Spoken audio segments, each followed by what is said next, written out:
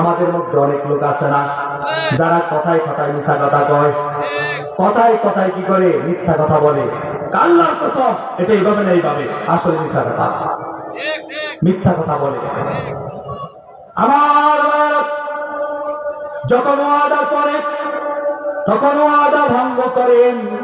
এই যে ওয়াদা করার মৌসুম আইছে, এখন সামনে 12 তারিখে জাতীয় নির্বাচন, অনেক নেতারা অনেক কর্মীরা আইতেছে, ওয়াদা করতেছে বিভিন্ন রকম ওয়াদা, এত ওয়াদা করতেছে, বলে আমি এটা করে দিব, এটা করে দিব, এটা দিব, হ্যাংটান দই ট্যাং করে গিয়ে এরকম অনেক কিছু করবে বলে, আসলে ভোট দেওয়ার পরে কিছুই করবে না।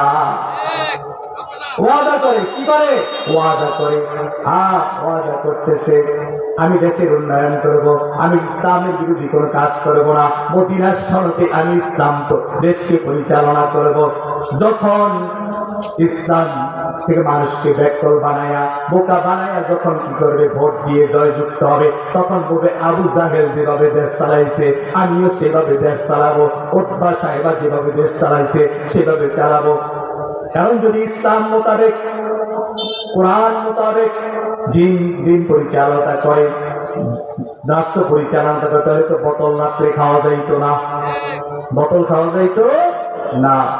আমার এরকম অনেক লোক আছে যারা কি করবে, ওয়াদা করবে, আপনার কোরআন প্রতিষ্ঠা করবে, দিন প্রতিষ্ঠা করবে, আসলে কিন্তু করবে না। এখন আপনার পিছনে ঘুরতে ঘুরতে তার জোতা ক্ষয় হয়, কিন্তু এমন একটা সময় আসবে তার পিছনে আপনি ঘুরতে হবে, আপনার যে কয় জোড়া জোতা তার পিছনে ঘুরতে ঘুরতে শেষ হবে, তা আপনি বলে শেষ করতে পারবেন না।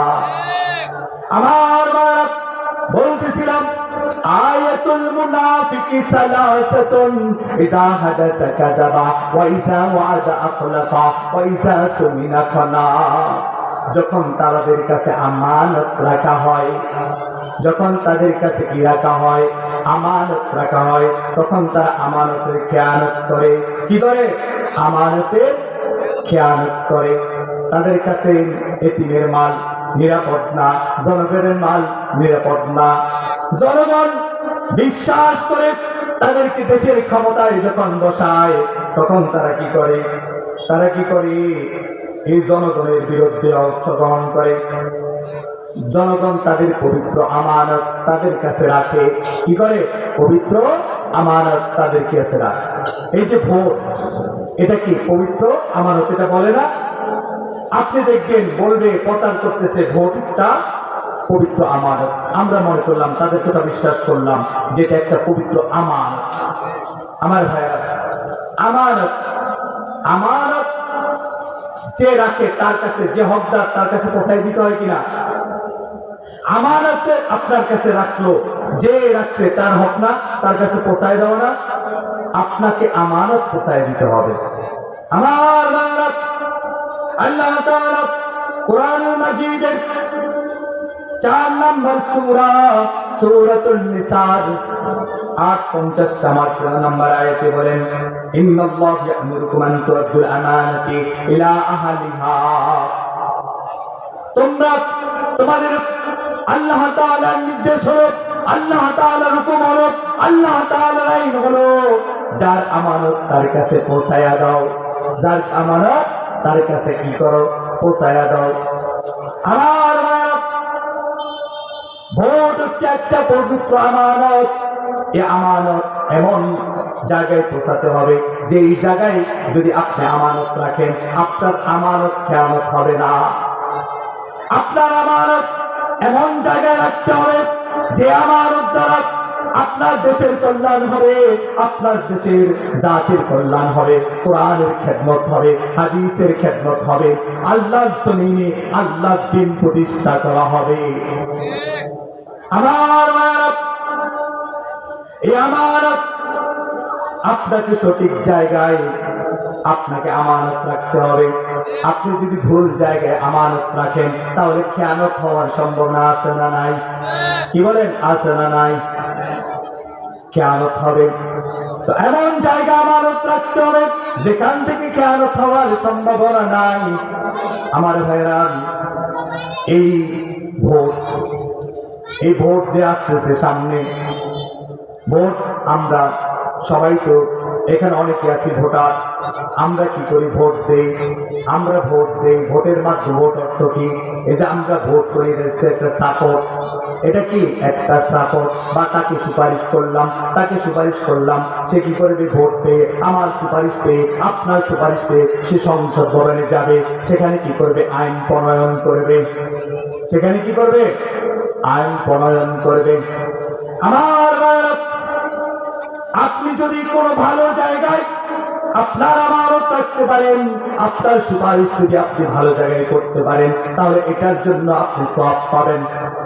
আর যদি খারাপ পাত্রে রাখেন, তাহলে আপনি এর জন্য কি গুনাহ পেতে পারেন, আপনার গুনাহ হবে, পাপ হবে। আমার ভাইয়েরা, আপনি যদি কোনো ভালো কিছুর জন্য সুপারিশ করেন, সেই ভালো কাজের একটা ন্যায়, একটা অংশ আপনি পাবেন। আপনি যদি খারাপ কোনো কাজের সুপারিশ করেন, তাহলে আপনি সেই খারাপ কাজের আপনি একটা অংশ পাবেন। আল্লাহ তাআলা সূরাতুন নিসার 85 নম্বর আয়াতে বলেন, মান ইয়াশফা শাফাতান হাসানাতান ইয়াকুল লাহু নাসীবুম মিনহা ওয়া মান ইয়াশফা শাফাতান সাইয়্যাতান ইয়াকুল লাহু কিফলুন মিনহা ওয়া কানা আল্লাহু আলা কুল্লি শাইইন মুকিতা। আমার আল্লাহ তাআলা বলেন, যারা সৎ কাজের, ভালো কাজের, নেকের কাজের সুপারিশ করবে, তার থেকে একটা অংশ পাবে। আর যদি কোনো খারাপ কাজের, গুনার কাজের মধ্যে সুপারিশ করে, তার চেয়েও সে একটা অংশ পাবে। আমার ভাইরা, এই যে সামনে ভোট আসতেছে, এই ভোটটা কি একটা আমানত, একটা সুপারিশ। আমরা যদি ভালো মানুষের কাছে সুপারিশ করি, যে ব্যক্তি সৎ, যোগ্য, নিষ্ঠাবান, ইমানদার, যার কি ইসলামের কোনো ক্ষতি হবে না, দেশের কোনো ক্ষতি হবে না, যে কি করবে না? গম চুরি করবে না, রাস্তার খোয়া চুরি করবে না, ইটের বদল কি দিবে না? বালি দেবে না, এবং রডের বদল বাঁশ দেবে না। রডের বদল কি করবে না? বাঁশ দেবে না। এরকম একজন নেতা, যার দিয়ে ইসলাম কায়েম হবে, দিন কায়েম হবে, কোরআনের শাসন আসবে, যার দিয়ে নামাজ কায়েম হবে, এরকম একটা লোককে আপনার আমার যে সুপারিশ, যে পবিত্র আমানত, সেই পাত্রে রাখতে হবে। আমার আপনি যদি এমন কোন জায়গায়, এমন কোন পাত্রে আপনি যদি আপনার যে আমানত রাখেন, আপনি যদি সাপোর্ট করেন, সুপারিশ করেন, যে কি করবে? ভোট পাইয়া, যখন ভোট পাবে, পাশ করবে, পাশ করার পরে এমপি হোস্টেলে যাইয়া বোতল লইয়া কি করবে? নারী লইয়া, উলঙ্গ নারী লইয়া আমোদ করবে। এরকম লোককে সাপোর্ট করা যাবে? এরকম লোককে সাপোর্ট করা যাবে কিনা? যে মদের লাইসেন্স দেবে, যে পতিতালয়ের লাইসেন্স দেবে, এরকম লোককে সাপোর্ট করা যাবে কিনা? এরকম লোককে সুপারিশ করা যাবে কিনা? যে ব্যক্তি সুদের লাইসেন্স দেবে, তাকে কি করা যাবে না? সাপোর্ট করা যাবে না।